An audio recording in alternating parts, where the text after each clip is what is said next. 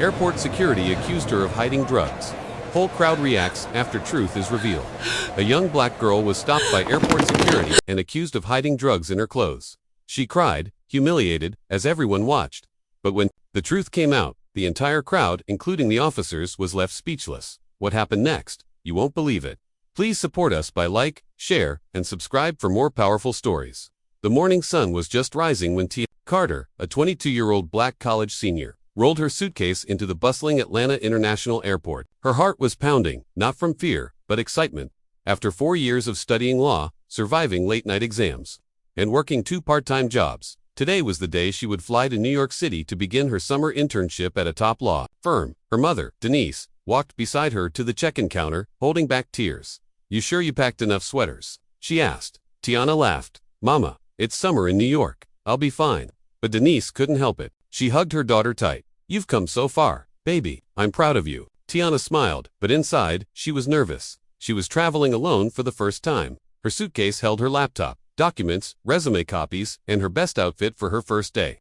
Every detail mattered. She waved goodbye, passed through check-in, and headed toward airport security. Tiana, always respectful, removed her shoes, placed her electronics in the bin, and walked calmly through the body scanner. But then a beep. She froze. A TSA officer, Officer Randall, motioned her to the side. "Ma'am, please step over here." Tiana blinked. "Did I do something wrong?" Officer Randall said nothing, only frowned and asked her to stand still. She scanned Tiana again. Beep. Dot. Suddenly, 2 more agents joined in. Tiana's heart started to pound for a different reason, now confusion and fear. "Is something wrong?" she asked again. "We have to run a few more checks," one officer said coldly. People in the line behind her began staring. Tiana could feel their eyes on her. She hadn't done anything wrong, so why did she suddenly feel like a suspect? Tiana stood awkwardly as the TSA officers circled her. Officer Randall leaned closer and whispered, "We've had a tip. You might be carrying illegal substances." Tiana's face went pale. "Excuse me, I don't do drugs." But Officer Randall wasn't listening.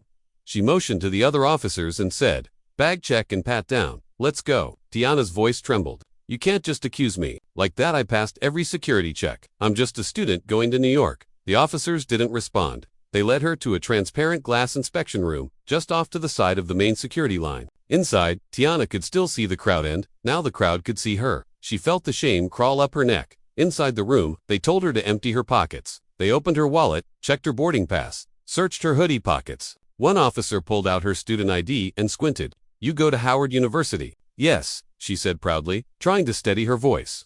"I'm a law student," but they didn't care. Another officer opened her laptop bag and flipped through her papers. Her internship offer letter, her class notes, even a picture of her, and her mom, still nothing suspicious. Then came the sniffer dog. The dog sniffed her shoes, her bag, even walked around her. After a while, the dog sat down and yawned. Officer Randall smirked. "See, that's the signal." Tiana couldn't believe it. "No, it's not. Your dog didn't bark or alert. He's tired." Outside the room, people began whispering louder. One man shook his head and said, "This doesn't look right." A woman pulled out her phone and started recording. "They're profiling her," she whispered to her daughter. Inside, Tiana felt like she was about to collapse. Her eyes burned with tears. Her hands shook. "I've done nothing wrong," she said again, but her voice was small.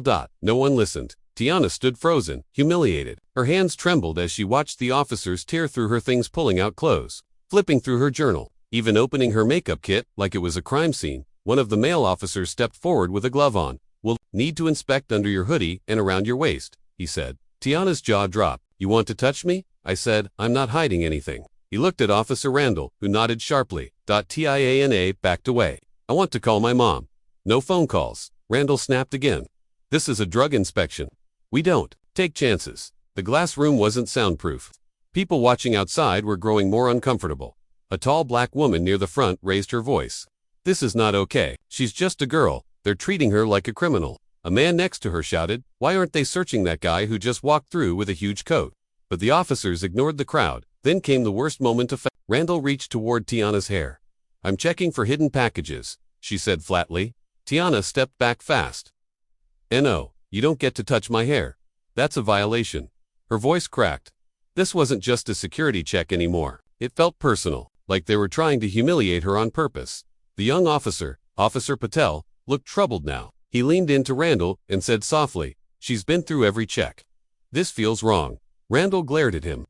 Do your job. Tiana was on the verge of breaking. Her flight was now boarding. Her dreams were slipping away. Her life was being ruined in real time for nothing. Then a deep voice thundered from behind the glass. Step away from her. Now the crowd parted, as a tall, sharp-dressed black man walked straight toward the security checkpoint, flashing a silver badge. Derek Moore. D. That's my goddaughter you're harassing. What's going on here?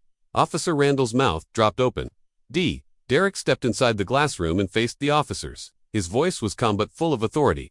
She's on our DO-approved list of law interns. Full background. Check. Clean as they come. She's traveling on a verified educational internship. Tiana's knees nearly gave out as she whispered, Uncle Derek. He gently put his hand on her shoulder. I'm here now, baby. You're safe. The room was silent. He turned to Officer Randall.